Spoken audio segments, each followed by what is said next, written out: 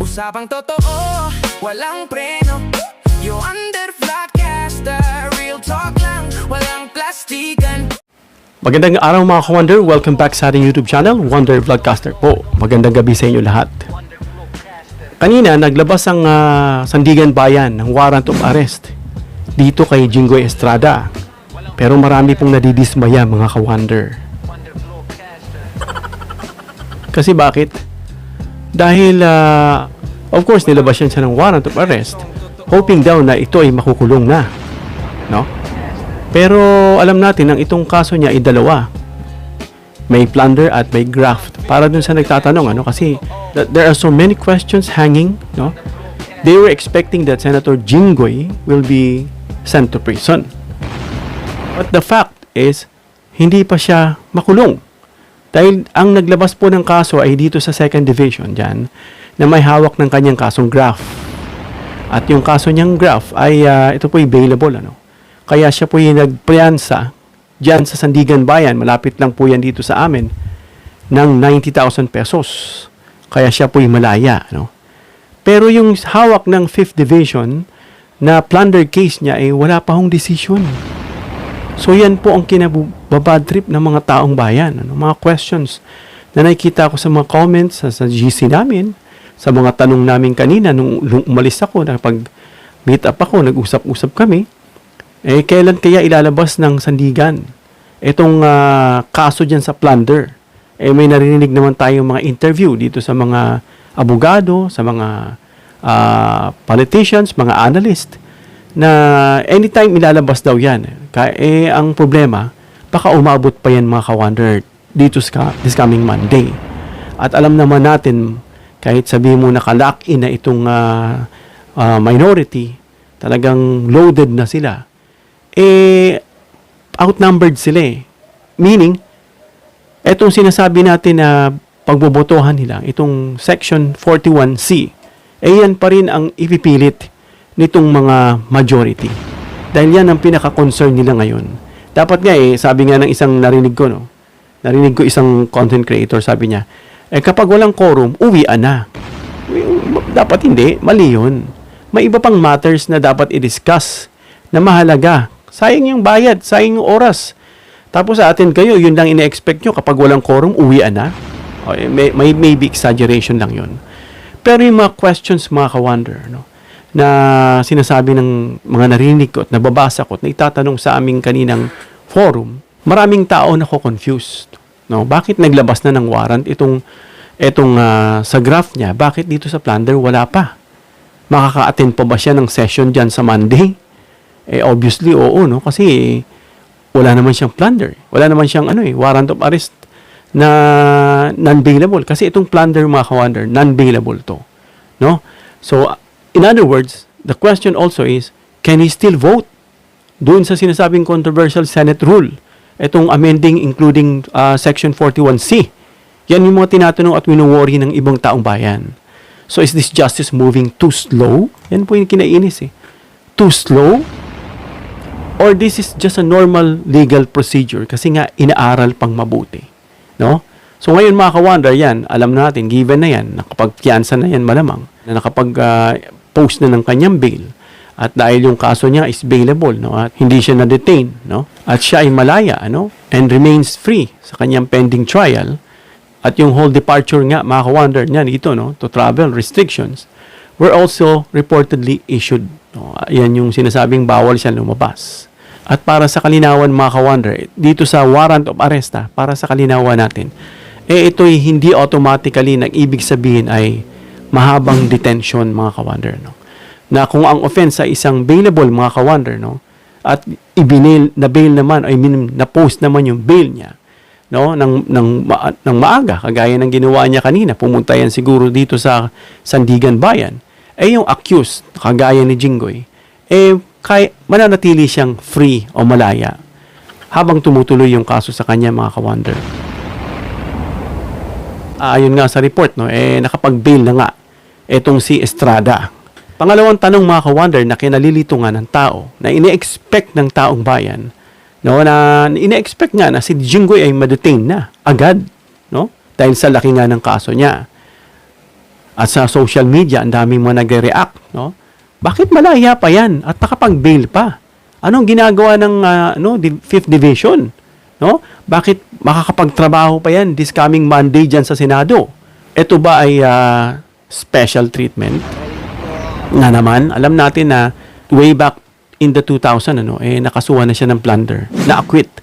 Way back in the 2010s, nakasuhan din, na-acquit. At ngayon, 2026, nakasuhan na naman siya ng plunder. Baka sabihin na naman natin, ma-acquit na naman yan. Kaya yung sinasabing term na recidivist, na paulit-ulit ginagawa itong pag-offense, o pag-offend ng law, na pagpatuloy na ginagawa. Dahil anyway, maka-acquit naman ako Lalaki-lakihan ko na. Kahit lakihan pa yung mga ninakaw dyan, gaano man kalakihan, anyway, ma-acquit ko rin naman yan. Yun ang tinitignan dun no? Kaya marami pong nalulungkot mga ka-wonder, sa sistema natin. Anyway, hindi pa naman kasi naglalabas ng warrant of arrest itong 5th Division. Malay nyo, inaayos pang mabuti, at tinitignan pa bago ilabas. Dagdag din natin mga ka-wonder dito sa atin, sa Philippine law, para maklarify sa atin mga ka-wonder yung importance ng legal point. Under sa ating batas, nabasa ko ito nung isang araw, na ang mga bailable offenses, yung mga piyansa, kumbaga, temporary liberty lang yan. Pansamantalang kalayaan.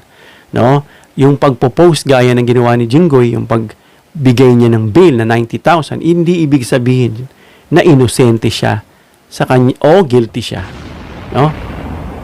Ito ay naggagaranti lang mga ka-wonder, nung sinasabing appearance niya dyan sa korte. Kaya kung pag-uusapan pa natin mga ka-wonder, itong legal system, sineseparate niya yung arrest from conviction. Hindi pa siya talagang nako-convict. Being charged is different from being found guilty.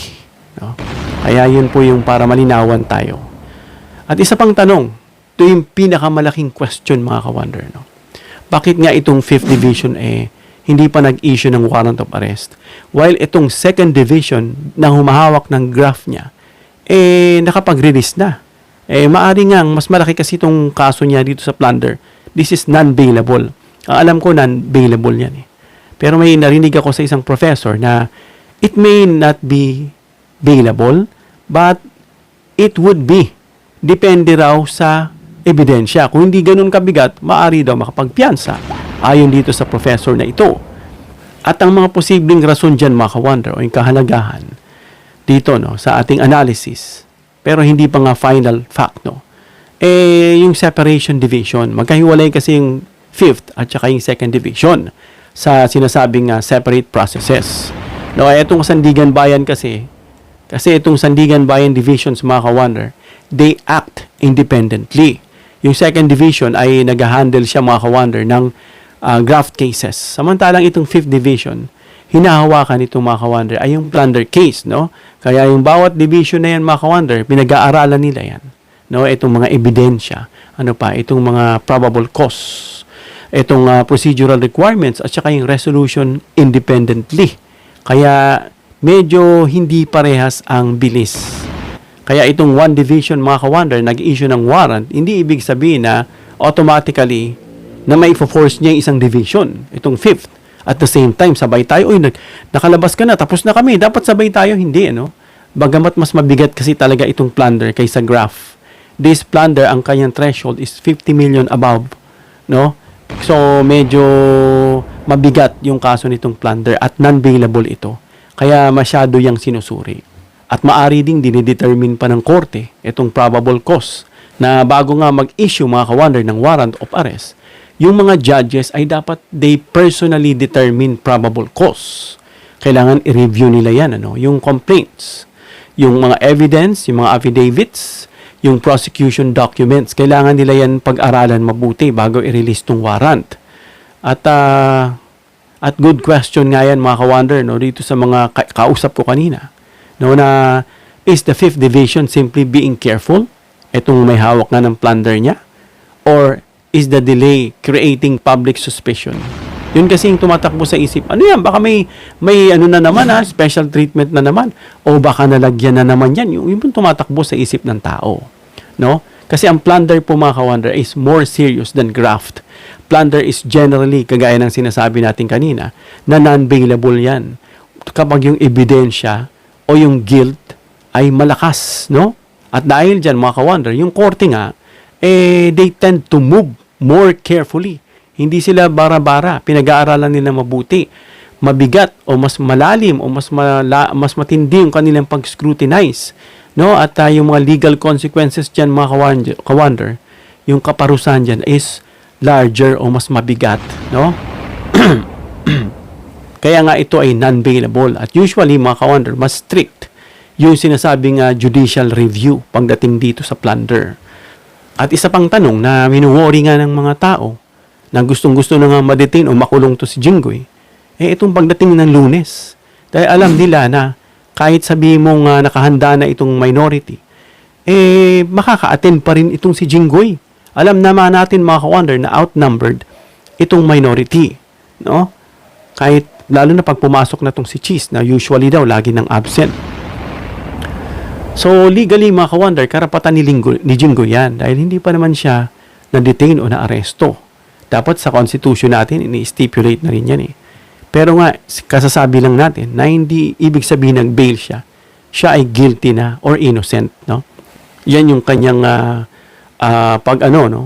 yung paggarantiya ng kanyang appearance diyan sa korte mga ka-wonder, no? At balikan nga natin itong pagdalo, yung posibleng pagdalo ni Jinggoy diyan sa Senado na yan ba'y posible? Opo, kasasabi lang natin kasi na nag-bail naman siya, no? At hindi naman ibig sabihin nag-bail ka, guilty ka na or acquitted ka. No? Since itong nag-post na nga siya ng bail niya, ng piyansa ba sa Tagalog, at wala namang current detention order, no, sa kanya mula dito sa plunder. Kaya nga itong inaantay natin, yung plunder case niya. Malaya siya. No? Although temporary lang yon yung sinasabing nag-post siya ng bail. At makaka-attend pa rin siya unfortunately. No, para dun sa mga gusto siyang ma-detain, bad news na makaka-attend pa rin siya unless malabasan siya ng warrant. Sa Monday, kahit nasa loob siya ng Senate, pwede siyang dakipin mga ka-wonder. Lalo na ito ay local na kaso niya dito sa atin. At that is more than 6 years of imprisonment. Kaya pwede po siyang dakipin at hindi siya protektado ng immunity dyan sa Senado. Ibig sabihin, makaka-attend pa rin siya, no? Unless nga na suspindihin siya o i-detain siya o legally prohibited siya mga ka-wonder. Kaya bilang linaw mga ka-wonder, no, sa atin para maintindihan natin na ang mga senador hindi sila automatic mga ka-wonder na naglo-lose yung office kapag sila ay na-charged. No, dapat may stipulate din yan sa sa constitution eh. May mga ganyang parameters na dapat bigyan na sila ng mga sinasabing inhibitions, no? Na para hindi sila nakaka-participate kung hindi pa sila cleared, no? At yung conviction mga ka-wonder ay iba yan sa akusasyon. Kumbaga sa kanya, hindi pa siya convicted. Siya po ay nililitis pa rin hanggang siya ay mapatunayang guilty o acquitted, no? At yung isa pang tanong dyan, itong controversial issue, dahil dyan sa Section 41-C, dyan sa Senado, na wala pang ang set of rules na nagagawa at puro acting pa lang hinanda dyan, gustong-gusto na ni Cayetano na i-divide yung House at aprubahan na itong 41C. Nasabi nga nitong abogado na naniniwala siya itong mga DDS block, mga parang mga, ang tawag niya dyan, ang pangit, no? Parang mga, ang tawag ito, mga sindikato. Grabe, no? Na talagang halos sa kanila is implicated at ginagamit nila yung kanilang posisyon, no, para makapag-advantage para sa sarili nila at para dun din kay Sara Duterte. Ganun ang pagkakarating mga ka-wonder, no? Kaya ang senador mga ka-wonder na nagpe-face ng corruption allegations gaya ni Jinggoy, gaya ni Cheese, ni Joel, ni Marcoleta at kung sino-sino pa, dapat mag-inhibit yung sarili nila. Pero nga, wala naman sinabi sa batas na automatic dapat mag-inhibit sila. Nasa kanila pa rin yun eh, kung sila ay makakapalamuka at talagang meron silang paninindigan to adamantly decide or stay in their position dahil sa certain reasons na ewan ko, ayoko na mag-conclude, no? Hindi mo yan mapapababa, no? Kaya yung questions dyan mga ka-wonder na usually na tinatanong ng mga viewers natin, no, ng ating mga ka-wonder, should elected officials, na ito raw, na should elected officials facing serious cases like itong Jinggoy still participate in major Senate decisions, no, na sinasabi nga dapat may inhibition sila. Pero wala ngang malinaw na nakasaad ng ganyan. Or should moral accountability be separate or be separated from legal rights? Ay, dapat ganun, ano? Dapat may ganung batas, moral rights. Alam niyo sa Bible, may mga ganun, ano? May moral, may legal, may ceremonial, may iba-iba, no? Na yung iba roon sa Old Testament ay hindi na naipapasa ngayon. Na dahil they believe na nakatali lang yan sa mga Hudyo. So, isa pang tanong, does public trust matter more than technical legality? Yan yung mga tanong dyan. So, you may answer that amongst yourselves. Para sa akin, to dapat, no, yung public, trust matters a lot, no? Kaysa dun sa mga technical legalities na gagamitin. Kagaya nitong pagbasura ng kaso ni Sarah, na hindi na kinwestiyon yung laman, yung akusasyon, hindi naman kinontest. Ang tinignan lang, pinagbasihan lang, nag-resort lang sa technicality. Kaya ito'y na-archive na basura at declared unconstitutional. Parang ganun na lang ang nangyari. Kaya ang political implications nito, mga ka-wonder, no, dito sa ating bansa, nagkakaroon ng bigger national context pagdating sa political implications, mga ka-wonder. No. Dahil ang nagiging konteksto dyan, mga ka-wonder, sa Senado, imbis na nagtatrabaho, nauuwi sa drama, barilan, debate, wala nang nagagawa. Sabi nga ng ibang abogado, pagsantabi muna natin yan, ito muna ang pag-usapan natin. Kasi nga, no, lately, hanggang ngayon, nagkaroon ng intense Senate power struggles. Gusto ko talaga pumwesto. For certain reasons, alam naman natin kung bakit, mga ka-wonder. No, yung mga debates on Senate rules na nauwi pa nga si Marcoleta na mahirap dyan pag hindi raw legal, na siya nga binash at tinira siya. Na si mali-mali naman daw pagdating sa batas. No? At nagkokos ng rising of political tensions, mga ka-wonder. Na talagang, I think this time, it's more personal. Ayon sa sinasabi ni Lacson, Senator Lacson, pagkakain sila, talagang malayo yung mga distansya nila. Siguro nagbubulungan kung anong next move para hindi mapakinggan. Kaya ang iniisip tuloy ng mga tao, ano bang nangyayari? Yan ba ay dahil different justice system for powerful politicians? No? Depende ba sa politicians na nakatayo? No, para yung itong justice system natin maging iba o may pagkakaiba dahil depende sa nakaupo? No, or dahil lang dyan sa due process is working normally? Is it working normally or abnormally? Yan yung mga tanong dyan na umiikot sa tao. At yung pinakatinitignan dyan, mga ka-wonder, na talagang kinagagalit ng tao, na ito nga mga implicated senators na may warrant na nga, nakakulong na yung isa, may warrant na at susunod na yung iba. No, yan po yung mga senador. Hindi po yan mga ordinaryong tao. Na grabe, no? Na talagang kumbaga yung sila ay na-corrupted. Corrupted, ibig sabihin, napasok na sila ng bulok na sistema. Yung parang ganun, ano. Na kung ito ay magpapaulit-ulit, talagang magpapaulit-ulit kung kayo ay bumuboto ng mga recycled politicians.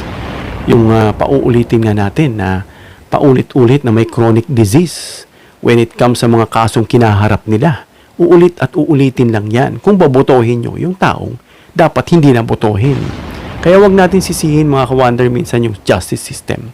Sisihin natin minsan yung sarili natin kasi naglulukluk tayo ng mga taong bulok na dapat hindi natin iluklok. Dahil later on, ma-hurt ng husto itong institusyon ng Senado. Kung paulit-ulit yung mga ganyang kontrobersya, talagang maapektuhan yung kredibilidad ng Senado, mga ka-wonder. Kaya yan, mga ka-wonder, antayin na lang natin itong warrant of arrest ni Jinggoy coming from the 5th Division. Gaya nga ng sinabi natin, mas mataas yung parusa, mas mabigat, no? At mas matindi ang tinitimbang na tinitimbang o chinecheck nila dyan, inaaral nila kaysa rito sa graft charges. Antayin natin, mga ka-wonder, baka who knows, by Monday, maaresto na siya. Hanggang dito lang tayo, mga ka-wonder. Comment down below your opinion para mabasa natin, mareaksyonan. Please give me a thumbs up if you like this video para ma-share ni YouTube sa iba pang viewers. Please share this video para malaman nila na nakapag-bail si Jinggoy pero yung kanyang plundered case ay wala pang warrant of arrest na perhaps next week mailabas na. Please subscribe, hit the notification bell icon and choose all bilang suporta sa aming mga content creators. Hanggang sa muli mga ka-wonder. God bless.